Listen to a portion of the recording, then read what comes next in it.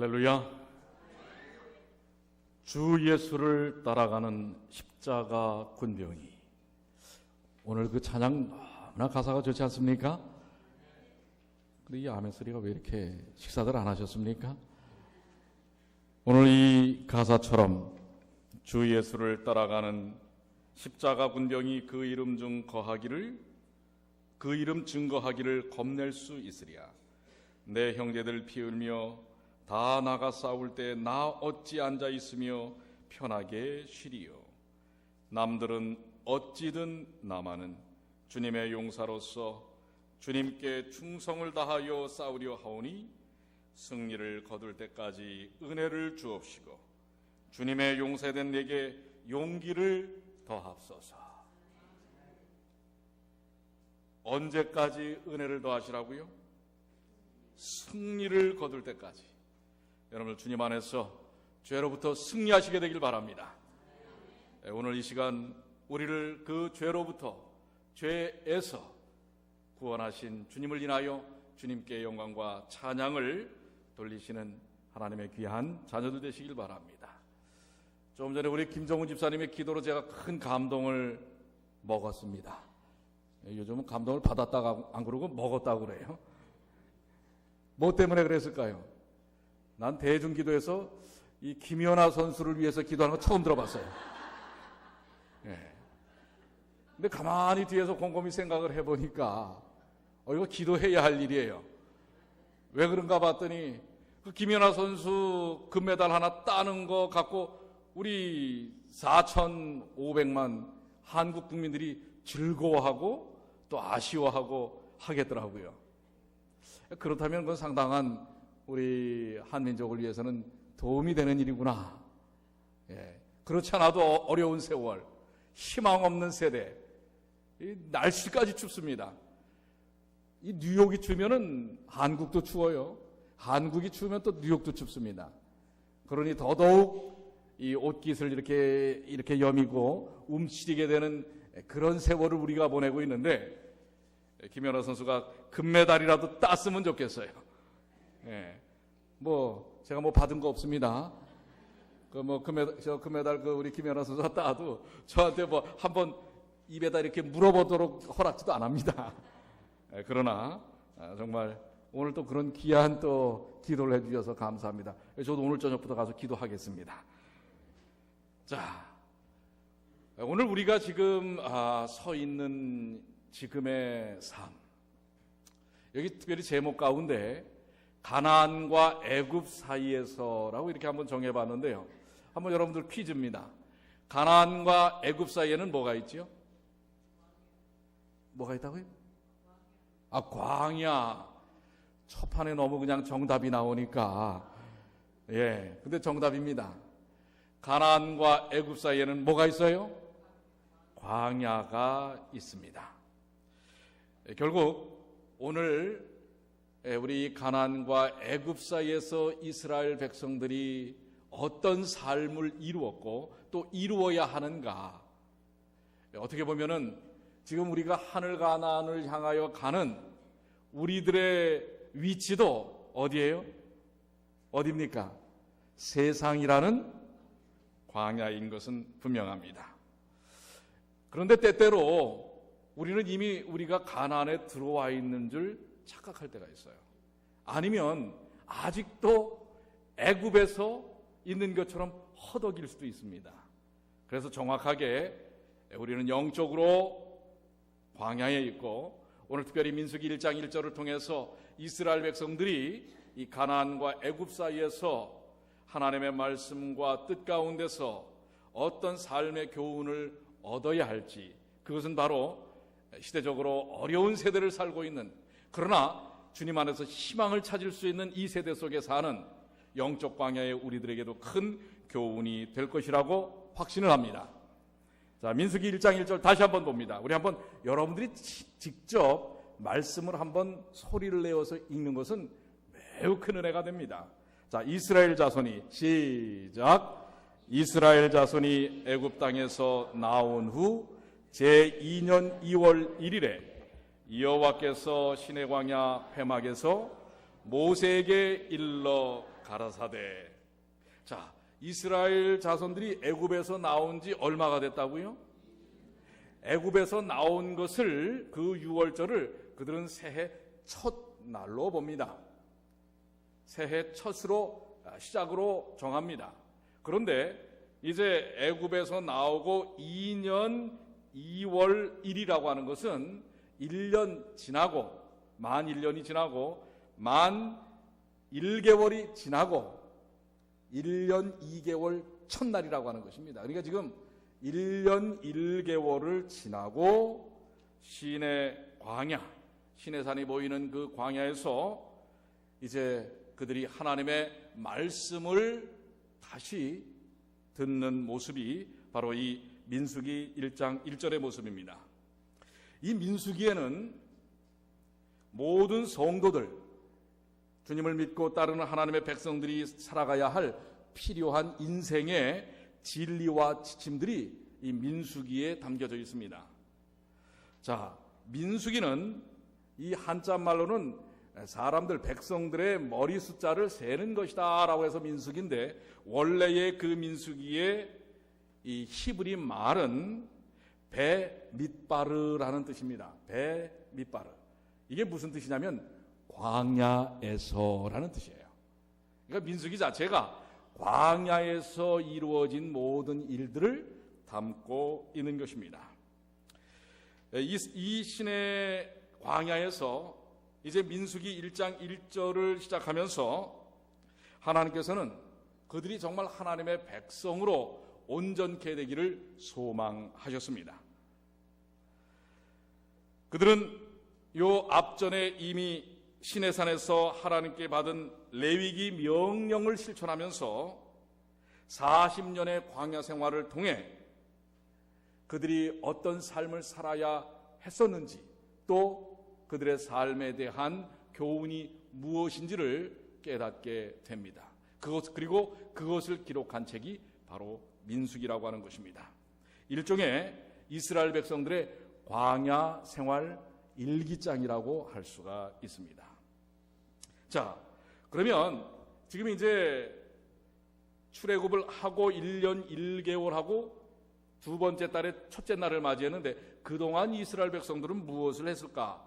지난 1년 1개월 동안 그들은 과연 무엇을 했을까? 이스라엘 백성들이 애굽에서 유월절을 지내고 곧바로 출애굽하여 홍해를 건넙니다.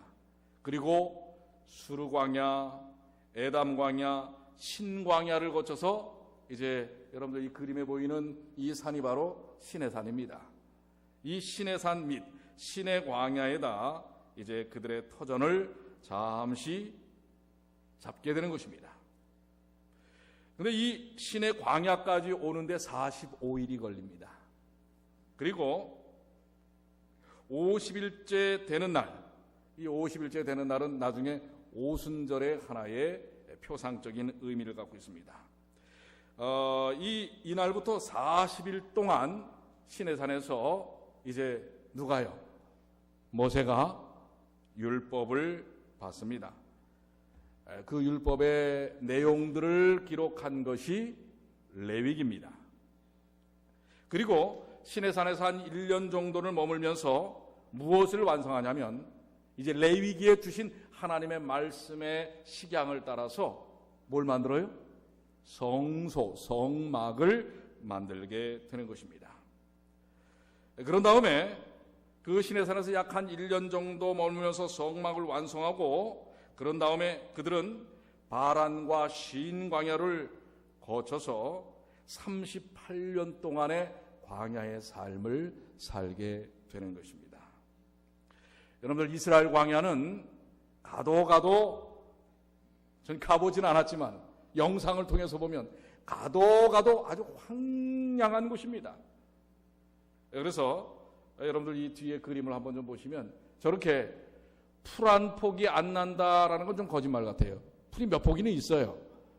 근데 났지만 뭐예요? 자라지 못하고 말라 비틀어져 버리는 것입니다. 1년에 이 강수량이 매우 적기 때문에 거의 비가 안 온다고 보면은 맞는 것입니다. 그리고 이 광야에서는 그 어떤 생명체들도 살기에 아주 척박한 그러한 곳이었습니다. 낮에는 너무도 뜨거운 햇볕, 밤에는 영하의 날씨. 그것이 바로 그들이 40여 년 동안을 살아야 할 광야였습니다. 그들은 젖과 꿀이 흐르는 가나안으로 인도한다고 하는 모세의 이야기를 현실 속에서 믿지 못하게 됩니다. 그래서 부정하고 불만하고 불평합니다. 그런데 왜 40년 동안 하나님께서 이스라엘 백성들을 광야에서 살게 하셨는가? 출애굽을 보면 사실은 그들은 이 광야길은 단 며칠간이면 지나칠 수 있는 길이었어요.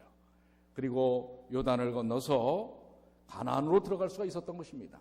그러나 그들 스스로가 전쟁을 피하고 하나님께서 말씀하신 사명에 대한 뜻을 받아들이지 않기 때문에 결국은 그들 스스로 그들이 나아가야 할 길을 포기하고 광야에 주저앉게 되는 것입니다. 이제 그것을 하나님께서는 적절하게 또한 그 백성들을 위한 유용한 기회로 사용을 하십니다. 신명기 8장 2절에 보면 내 하나님 여호와께서 이 40년 동안 내게 광야길을 걷게 하신 것을 기억하라. 이는 너를 낮추시며 너를 시험하사 내 마음이 어떠한지 그 명령을 지키는지 지키지 않는지 알려 하심이라. 오히려 이 광야에서의 이스라엘 백성들의 40년의 삶은 그 이후에 하나님을 믿고 살아가는 사람들에게 아주 좋은 모범과 귀감과 교훈이 된다고 하는 사실입니다. 그래서 여호와께서 40년 동안 내게 광야길을 걷게 하신 것을 기억하라. 그 이후에 이스라엘 후손들은 그들의 조상들이 광야에서 지냈던 40년의 그 추억들, 기억들을, 교훈들을 되짚어서 믿음의 승리의 삶을 살도록 하나님께서 경영하셨다고 하는 것입니다. 하나님께서는 이 광야를 특별한 목적을 두고 사용하시는 것을 알 수가 있습니다. 아직은 가나안이 아니고 이미 애굽에서는 나왔습니다. 그러나 광야는 아주 특수한 그리고 특별한 곳이었다고 하는 것입니다. 이곳에서 지난 430여 년 동안 애굽에서 살면서 저들의 마음속, 삶 속, 뼛속까지 깊이 물들어져 있는 어떤 정신이요? 그들이 무엇으로 살았어요? 애굽에서 무엇으로 살았지요? 노예로 살았어요. 노예로. 종으로 노예로 살았던 그 400여 년 동안 어찌할 수 없었던 고착된 그들의 삶, 노예 근성을, 그리고 하나님 모르고 살아왔던 그 모든 삶에 대한 기초를 완전히 거기서 체질 개선을 하시는 것입니다. 그 노예 근성을 떨어버리고 하나님의 백성답게 살도록 하기 위해서 하나님은 어떤 면에서는 광야야말로 가장 그 콧대 높고 눈 높은 자존심 센 이스라엘 백성들을 훈련할 수 있는 훈련의 장소였다고 하는 것입니다. 그래서 여기 두 가지의 하나님께서는 훈련을 목적으로 하시는데요. 첫 번째는 하나님을 아는 훈련을 합니다. 그들은 400여 년 동안 하나님을 잊어버렸어요. 그리고 뼛속에는 무슨 근성이 자리 잡고 있다고요? 노예 근성이 자리 잡고 있었단 말이에요. 그래서 그들 스스로가 누구인지를 되찾고 그들을 그렇게 하신, 생명을 주신 하나님이 누구인지를 아는 훈련을 광야에서 시키는 것입니다. 호세아서 6장 6절 한번 다 같이 읽겠습니다. 나는 시작. 나는 인애를 원하고 제사를 원치 아니하며 번제보다 하나님을 아는 것을 원하노라. 그렇습니다. 하나님께서 이스라엘 백성들을 통하여 정말 원하는 것은 그들이 생명의 근원이시고 온 우주의 왕이시고 그들에게 생명을 주신 생명의 시여자인 하나님 아버지를, 예수 그리스도를, 성령 하나님을 알기를 원했다고 하는 것입니다. 물론 구약에는 여호와라는 이름을 통하여 하나님을 알기를 원하였다는 것입니다. 그래서 그들이 이 광야에서 첫 번째 그들이 가졌던 사명은 하나님을 아는 것입니다. 하나님을 알아야만 하나님을 신뢰하고 하나님을 사랑하고 하나님을 의지하고 하나님께서 허락하신 뜻을 따라 살기 때문에 그렇습니다.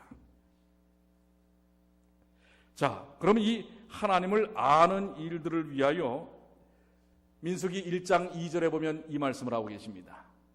너희는 이스라엘 자손의 모든 회 중 각 남자의 수를 그들의 종족과 조상의 가문에 따라 그 명수대로 계수할지니 이스라엘 중 20세 이상으로 싸움에 나갈 만한 모든 자를 너와 아론은 그 진영별로 계수하되 각 지파의 각 조상의 가문의 우두머리 한 사람씩을 너희와 함께 하라. 자, 이게 무슨 말입니까?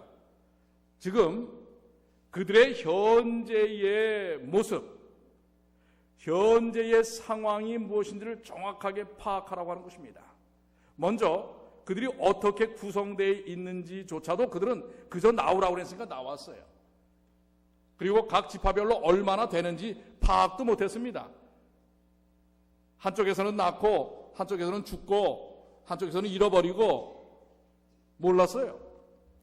그런데 바로 이 시내 광야, 시내산 밑에서 회막 앞에서 그들이 정확하게 누구인지 얼마나 되는지 그것을 분명하게 계수하라고 하는 것입니다. 그것은 바로 하나님을 아는 훈련의 첫 번째입니다. 그들 스스로가 누군지를 알아야 합니다. 그들의 삶의 중심이 어디에 서야 할지를 보여주시는 것입니다. 그렇게 한 다음에 어떻게 하셨어요?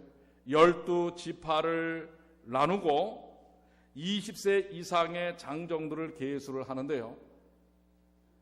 이 20세 이상의 장정들을 계수해 보니까 46절 이하에 보면 계수된 자의 총계는 60만 3,550명이었더라.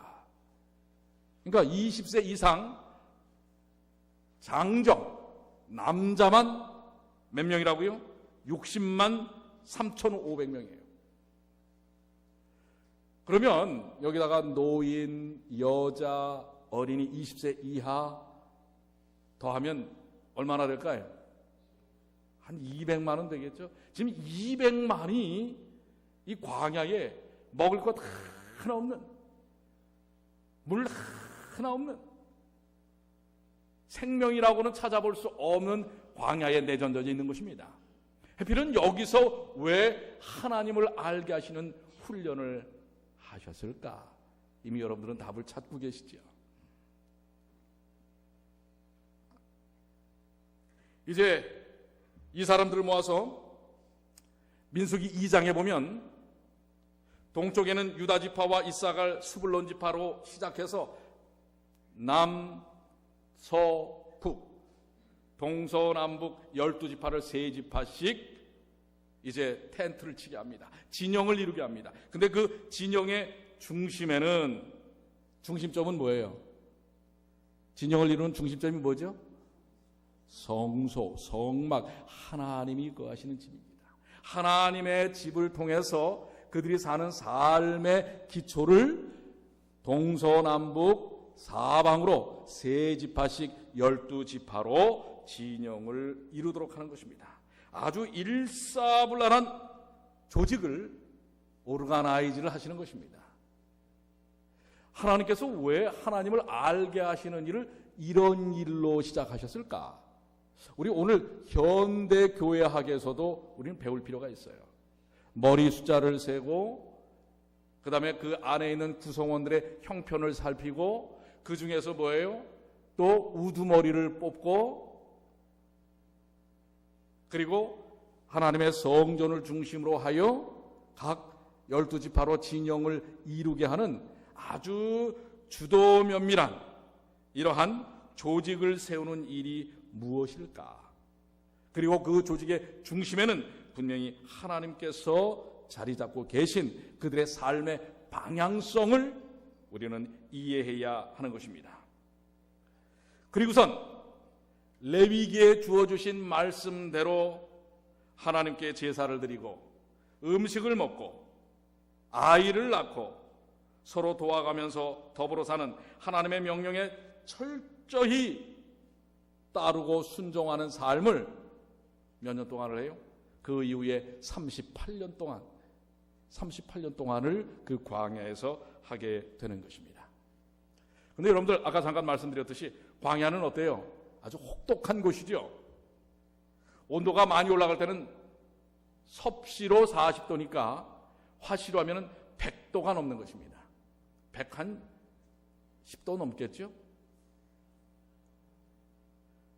5분만 햇볕에 노출이 되면 화상을 입는다고 하는 것입니다. 5분만 햇볕에 노출이 되면. 그런데 나무 한 그루 제대로 찾기가 어려운 것입니다. 보세요. 나무가 없어요. 어디 그늘이 없습니다. 게다가 먹을 양식이 있습니까? 농사를 질 수가 있어요? 물이 있어야 농사를 짓지요. 씨앗이나 있을지 모르겠어요. 먹을 것이 없어요. 마실 물도 없어요. 밤에는 매우 춥습니다. 온도 차이가 하루에 섭씨로 40도 이상이 나는 것입니다. 그러니까 거의 40도에서 거의 0도까지 떨어지는 것입니다. 그런데 그곳에서 몇몇 사람들만 갖추어서 사는 게 아니라 200만이 공동체 생활을 하는 거예요. 전에 한번 제가 말씀을 드렸죠. 200만이 하루 아침에 볼일을 한번 본다고 생각해 보세요. 그걸 다 어떻게 처리하겠어요? 풍족한 상태에서도 쉽지 않은 게 야영입니다. 요즘 뭐 한국에서 보면은 그런 프로그램들이 많이 있다고 그래요. 이 리얼로 어떤 야생에서 또 노지에서, 왜냐하면 사람들이 요즘 너무 편안해지니까 그 삶에 대한 본질적인 접근이 잘 안 되는 거예요. 그래서 아주 좀 특이한 상황, 우리가 아무것도 이 세상에서 예를 들어 전기나 뭐 우리가 일반적으로 공급되어지는 것에서 끊어져서 거기서부터 좀 이렇게 벗어나서 그냥 천연계 가운데서 살아보는 것입니다. 그런데 참 쉽지 않아요. 그런데 그 몇 명이 사는 것도 쉽지 않다고 하는데 여기는 지금 200만이 뭐예요? 200만이 사는 것입니다. 사실 우리 여집사님들이 안식일마다 우리 뭐 100여 명 되는 우리 성도들 파트락 하는데도 얼마나 쉽지 않습니까? 그렇죠. 그런데 200만이 먹어야 되는 거예요. 200만이. 40년 동안 한 해 두 해도 아니고 40년을 그들이 과연 이것을 어떻게 해낼 수 있었을까? 왜 하나님은 광야로 그들을 인도하셨을까? 광야는 그 자체로는 생명이 살 수 없는 곳입니다. 외부의 도움과 공급이 없다면 사망만, 죽음만이 존재하는 것이 광야라고 하는 것입니다. 제가 전에 그 유명한 한국의 이 당뇨 전문 병원을 제가 방문을 한 적이 있어요. 우리 제가 아는 그 세신자 한 분이 그 병원에 입원을 했기 때문에 찾아갔던 적이 있는데요. 여러분들, 당뇨병은 우리 몸 안에 있는 특별히 이 신진대사가 정상적으로 이루어지지 못하고 조절되지 못하는 것입니다. 그래서 특별히 에너지를 만드는 데 있어서 그 인슐린이라고 하는 것이 제대로 나와야 되는데 췌장이 망가져서 그것이 제대로 생성되지 않음으로 인하여 많이 영양은 요구를 하지만 그러나 결국은 세포로 영양분이 공급되지 않음으로 인해서 이제 나중에는 기력도 쇠해질 뿐만 아니라 저항력이 떨어져서 다른 합병증이 오는 게 바로 이 당뇨병입니다. 그래서 이런 그 인슐린을 조절을 스스로 췌장에서 해줘야 되는데 그걸 이미 췌장이 망가져갖고 그게 조절이 되지 않기 때문에 그 병원은 근데 들어가기만 하면 인슐린 조절이 딱 되는 거예요. 그래서 아주 전국에서 이 당뇨병 환자들이 그 병원에 진찰을 하려면 몇 개월씩 기다려야 합니다. 아주 근데 그 병원은요, 현금만 받아요. 카드 안 받아요. 현금을 들고 몇 개월씩 기다리고 있습니다. 그래서 제가 가서 참 이렇게 병원이 잘 될 수도 있나. 근데 내막을 들어보니까요, 그때만 해도 꽤 여러 해 전인데 이미 미국에서는 그게 나왔을 거예요. 그게 뭐냐면 이 기계로 하는 인슐린 자동 조절기를 달아주는 거예요. 그러니까 다른 게 아니었어요. 그러니까 그때 그 병원이 미국에 있는 의료기관하고 이렇게 딱 미리 좀 알아가지고 대량으로 독점으로 그걸 수입한 거예요. 그러니까 여러분들 지금 우리 여기서도 그런 처방을 받는 분들이 있죠. 외부에서 이렇게 인슐린을 자동적으로 이렇게 몸 안에다가 그걸 뭐라고 그래요? 그래, 인슐린 펌프라고 그래요. 이게 상당히 것도 꽤 여러 해 전이니까 그거를 거기서 달아주는데 그게 하나에 지금 얼마씩 하는지 모르겠어요. 여기서는 그 당시에 160만 원, 우리 돈으로 1,500불씩을 받습니다. 그건 보험도 안 돼요. 현찰로만 가져가야 돼요. 그걸 통해서 환자들은 일단 인슐린이 췌장을 통해서 몸 안에서 이루어져야 되는데 그게 이루어지지 않으니까 밖에서부터 그 조절기가 인슐린을 적절하게 거기서 조절해서 넣어주는 것입니다. 그거로 이제 뭐예요? 견뎌내는 거예요. 이제 내 문제가 해결된 것으로 착각을 하는 것입니다.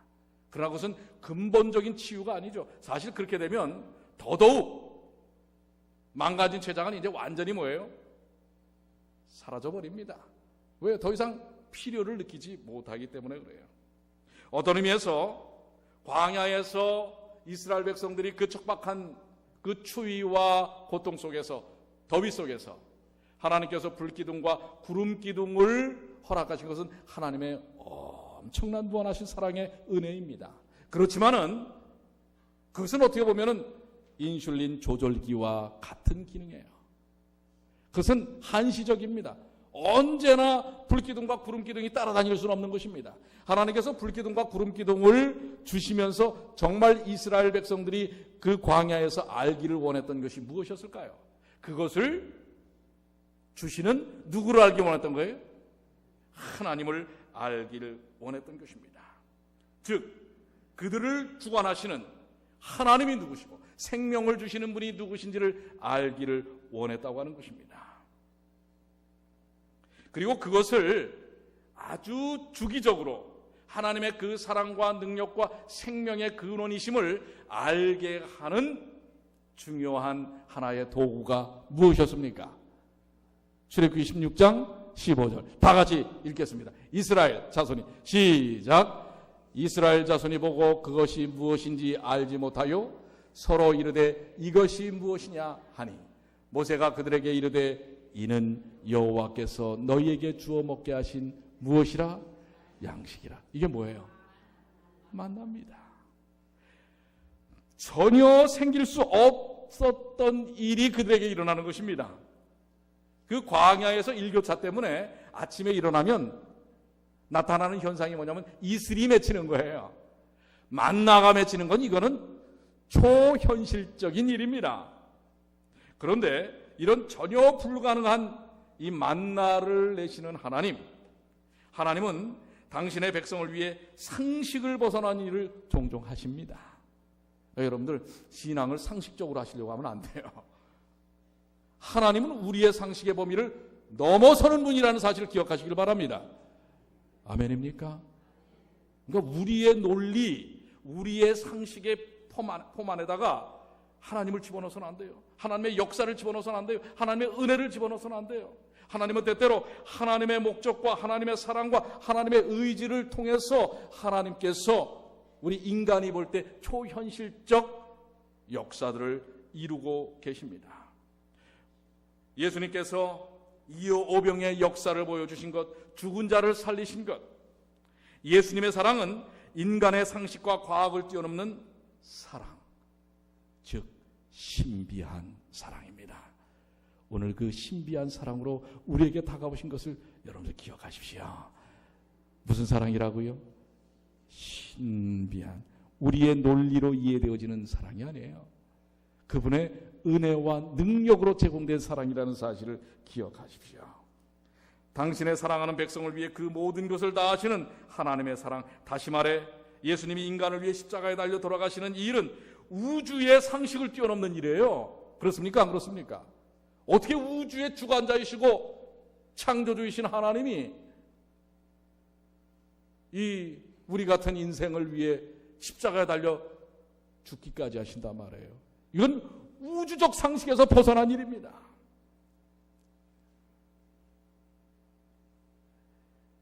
이것은 인간의 이해로 헤아릴 수 없는 사랑인 것입니다. 바로 여러분과 제가 그런 존재입니다. 여러분 감사하시지 않습니까? 우주적 상식을 뛰어넘고 우리에게 다가오신 사랑을 보여주신 분이 예수 그리스도요, 우리는 그 대상입니다. 그런데 거기엔 놀라운 원칙이 있어요. 그 원칙은 뭐냐면 결코 하나님의 사랑이 인간의 욕심과 추악함이 침범되도록 용인하시지 않았다고 하는 것입니다. 하나님의 사랑은 하나님의 사랑으로 존재하는 것이 인간의 욕망과 인간의 추악함으로 그것이 침범될 수는 없는 것입니다. 그래서 주신 만나의 사랑을 하나님의 사랑이 적용되는 일을 외에는 사용하지 못하도록 하셨어요. 여러분들 어떻습니까? 거기서 사람이 욕심껏 한 호멜 이상을 거둬들였으니까 어땠어요? 요즘 같으면은 그건 상당히 경제적 원칙에 중요한 것입니다. 왜요? 잉여 자산을 남겨야 부가 축적이 되는데 하나님은 어떻게 했어요? 한 호멜 외에 한 사람이 먹을 수 있는 하루 양의 이상 되는 것은 다 벌레가 나버렸어요. 하나님의 사랑을 인간의 욕심과 추악함으로 대체하지 못하도록 하시는 것입니다. 광야는 생존과 사랑의 장소로 만드시길 원하셨어요. 거기가 계급과 권력의 장소가 되어서는 안 됐습니다. 왜요? 힘이 센 사람들이 많이 걷어가지고 또 뭐예요? 그거를 고리를 놓을 수가 있는 거 아니겠습니까? 그 광야에서 먹을 거면은 광야는 최고입니다. 아무것도 없으니까. 하나님은 그것을 철저히 차단하셨습니다. 모든 이의 행복을 위한 평등의 원칙, 존귀한 사랑의 원칙을 하나님은 만나를 통해서 제공해 주셨습니다. 그리고 정말 중요한 사실은 그 우리의 생명을 유지케 하는 그것을 공급하는 분이 하나님이라는 사실을 만나를 통해 보여주시고, 그분이 안식일에 그들과 육신적 만나가 아닌 영적인 만나로 교제를 하신다는 사실을 보여주었다는 사실입니다.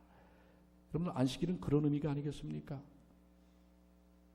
생명의 근원이 하나님께 있음을 가르치는 것입니다. 오늘 여러분들 만나를 통해서 우리가 깨달아야 할 중요한 사실은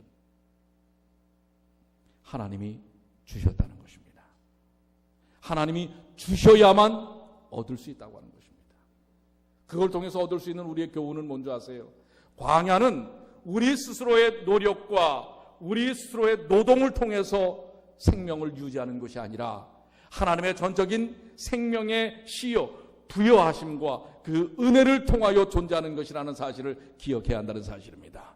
그래서 광야에서는 그거를 철저하게 훈련받아야 합니다. 생명은 하나님에 의하여 유지되는 것이다. 자, 그렇다면 오늘 여러분과 제가 영적인 광야에 있지 않습니까? 오늘 여러분들이 먹고 누리고 사는 이 모든 것들은 여러분의 노력의 대가입니까? 노동의 대가입니까? 하나님의 은혜입니까? 어차피 이 광야에서는 여러분의 생명을 유지케 할 수 있는 그 어떤 것도 없다는 사실을 기억하시게 되길 바랍니다.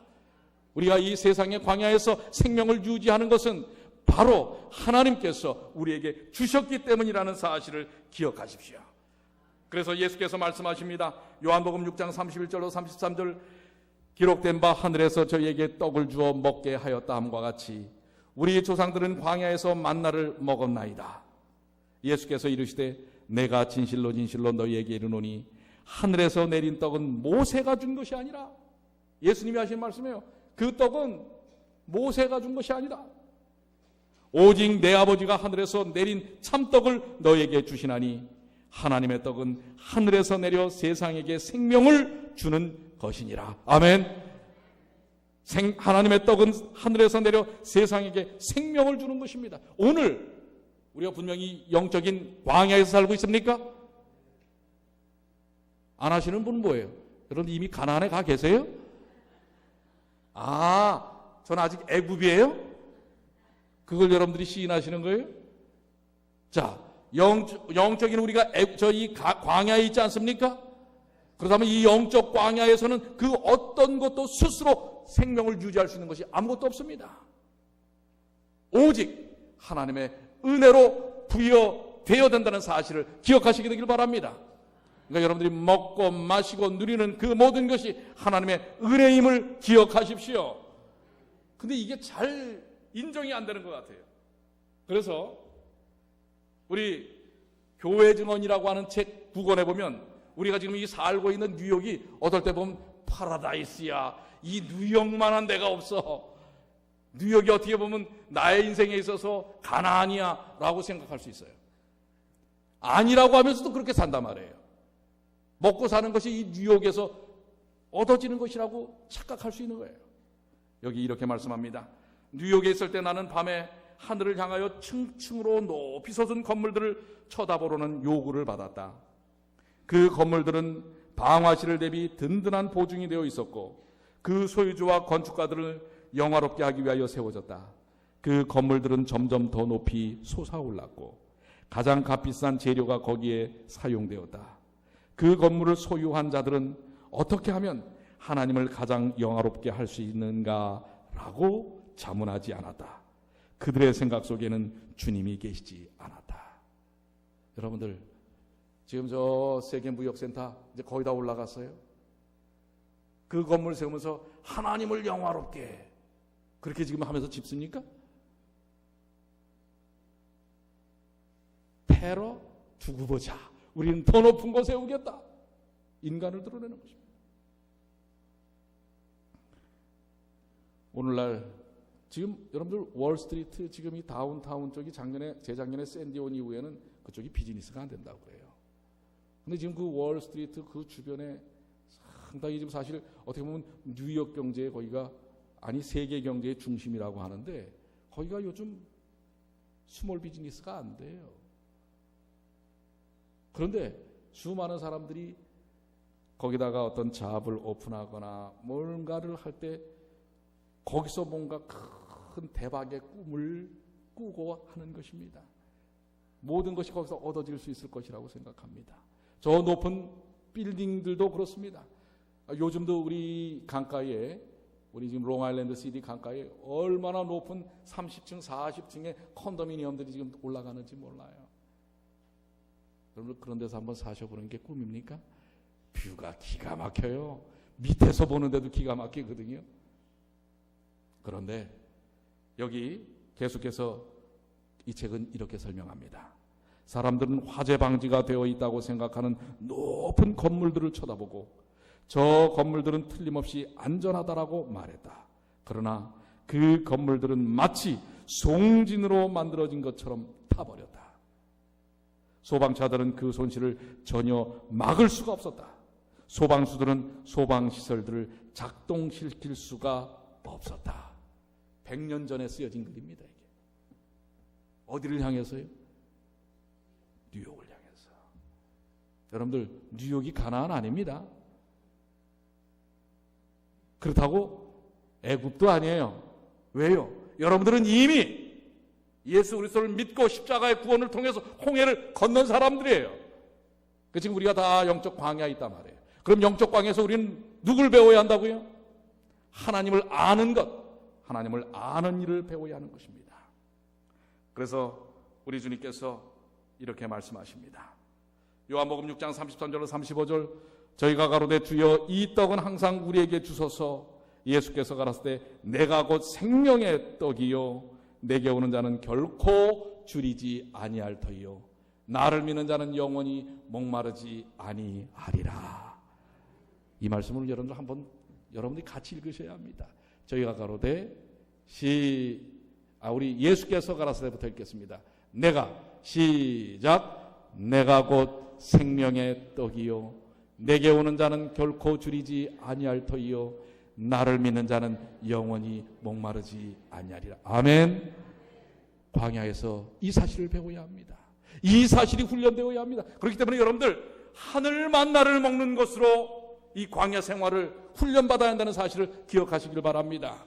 하늘의 생수를 마시는 것을 통해서 살아계신 생명의 하나님을 배워야 한다는 사실을, 예수 그리스도의 그 놀라우신 십자가의 은혜를 배워야 한다는 사실을 기억하시길 바랍니다. 두 번째 훈련은 광야에서 이스라엘 백성들을 광야에서 더불어 사는 훈련을 받았습니다. 자, 200만이에요. 200만. 정말 질서가 없다면, 그리고 각자에게 맡겨진 역할에 대한 이해가 없다면 그 삶은 한순간도 원활하게 돌아갈 수가 없는 것입니다. 그렇기 때문에 이 12지파로 나누고 각 지파에게 감당해야 될 성소봉사에서부터 일상적인 삶에 대한 모든 역할들이 다 나누어져 있는 것입니다. 그리고 만약에 그 어떤 공동체에서 맡겨진 지파나 그 역할들이 수행되지 않으면 공동에게 큰 문제가 일어나기 때문에 이것은 매우 심각하게 그 문제를 처리해 나갔다고 하는 것입니다. 그들 스스로가 서로 위로하고 격려하는 삶을 살아야만 살 수 있었습니다. 때로 먹을 것이 없어서 또 더 먹겠다고 싸우고 이랬다면 그들은 온전히 존재할 수가 없었습니다. 그런데 그런 일들을 합니다. 막 더 먹겠다고 싸우고 말해요. 고기도 좀 달라고 그러고 말해요. 불평도 하고요. 그때마다 하나님은 아주 엄하게 그 문제들을 다뤘다는 사실입니다. 하루는 미리암과 아론이 모세에 대하여 좀 좋지 아니한 불만을 갖게 됩니다. 하나님께서는 즉각적으로 그 일들을 처리하는 것을 보게 됩니다. 그리고 레위 자손 고라와 르벤 자손 다단과 아비람이 또 뭐예요? 반기를 듭니다. 내가 우리를 젖과 꿀이는 땅으로 인도한다고 했으면서 왜 아직도 우리는 여기 있느냐? 뭐 해볼 만한 불평불만이에요. 그런데 그 일을 통하여 땅이 갈라지고 250명의 사람들이 불살라 죽임을 당합니다. 우리는 철저하게 이 땅에서 공동체에 대한 더불어 사는 삶을 배워야 합니다. 조직력을 키워나가야 합니다. 함께 사는 법을 배워야 하는 것입니다. 이것이 바로 광야를 통하여 하나님께서 이스라엘 백성들을, 그것도 한 3년쯤만 하면 될 텐데 40년을 한 이유가 뭘까요? 400여 년 동안 아주 유전자에 깊이 박혀져 있는 이 노예 근성과 죄의 근성들이 그 몇 년 갖고는 되지 않는 것입니다. 그래서 한 10분의 1 정도는 해야 했던 것입니다. 오늘 여러분들 어떻게 보면 우리가 이 광야와 같은 세상 속에서 교회의 기능은 바로 하나님을 아는 훈련, 그리고 더불어 사는 훈련을 철저하고 조직력 있게 우리가 배양할 때에 우리는 가나안으로 들어갈 수가 있는 것입니다. 혹독한 광야는 그들에게 분명한 걸 보여줬습니다. 하나님을 의지하지 않고는 그들이 존재할 수 없다는 사실이었습니다. 오늘 여러분들, 우리도 이 세상 광야에서 우리는 근데 좀 착각을 해요. 왜냐하면 하나님 없이도 우리가 살 수 있다라고 착각하기 때문에 벗어나는 것입니다.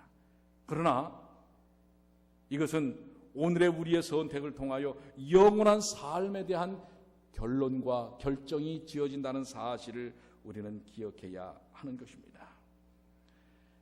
여기 요한복음 6장 49절로 51절에 너희 조상들은 광야에서 만나를 먹었어도 죽었거니와, 그들은 만나를 먹었지만 죽었습니다.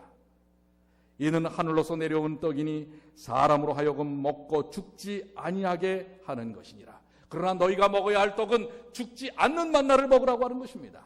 오늘 여러분들 이 세상에 떡으로 사시지 않는다는 사실을 기억하시길 바랍니다. 광야의 삶에서 여러분들이 살아남을 수 있는 방법은 하늘의 떡을 먹어야 한다는 사실입니다. 51절, 나는 하늘로서 내려온 산떡이니 사람이 이 떡을 먹으면 영생하리라. 나의 줄 떡은 곧 세상의 생명을 위한 내 살이로라 하시니라. 오늘 이 떡을 먹으시게 되길 바랍니다. 이 떡이 누구시라고요? 예수 그리스도. 아까 우리 재림연수원에 우리 뭐 다 제가 아는 분들인데 그 중에 한 분이 그런 얘기를 하잖아요. 예수를 알면 예수처럼 바뀐다고 그러지 않습니까? 생명의 떡인 예수를 먹으면 우리가 예수처럼 바뀌는 것입니다. 오늘 여러분들 내 안에서 예수의 모습이 있는가? 오늘 이 광야의 삶을 통해 우리가 배워야 할 것은 내가 작은 예수로 사는 것입니다. 여러분들이 지금 예수를 먹고 사는 것 외에 다른 것을 먹고 사셨다면 그것은 삶이 아닙니다. 삶인 것처럼 착각되어지는 거예요. 봐요. 너희 조상들은 광야에서 만나를 먹었어도 죽었거니와 죽는 것입니다. 오늘 우리가 가나안과 애굽 사이에서 우리에게 주어진 하나님의 은혜, 척박한 광야라고 하는 것, 우리가 그동안 우리의 유전자의 죄라고 하는 죄의 속성, 죄의 영향력, 이것이 아주 유전자에 깊이 있어요. 죄의 영향력이 있단 말이에요. 그것에서부터 그리스도의 십자가를 통하여 오늘 교회라고 하는 하나님의 최고의 관심의 대상에서 이 광야에서 한 영적 공동체를 통하여 우리는 훈련받고 변화를 경험해야 할 것입니다. 이것이 바로 하나님께서 우리에게 주시는 놀라운 사랑입니다. 존재할 수 없는 터전에서 살게 하시고 그 삶의 근원이 누구인지를 깨닫게 하시며 또한 함께하는 동료들과 그것을 더불어 살도록 하시는 것, 그것이 오늘 영적 광야인 오늘 이 세상에서 교회와 우리가 경험해야 될 것이라고 생각이 됩니다.